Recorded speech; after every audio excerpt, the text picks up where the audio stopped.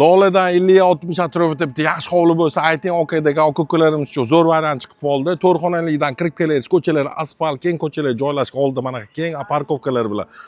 Xo'p, 4 sotuvli chiroyli hovlimiz srochniy sotiladi. Mana shu qismi ham orqa hovli sifatida alohida ishlargacha sharoit qilib qo'yilgan.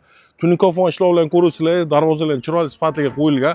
To'ylarni qilib o'tirsanglar bo'ladi. Okalar baraka topasizlar. Narxi juda ham qulay. Mana hovlimizga kirib kelaverish yo'laga. Chiroyli naves qismi bor.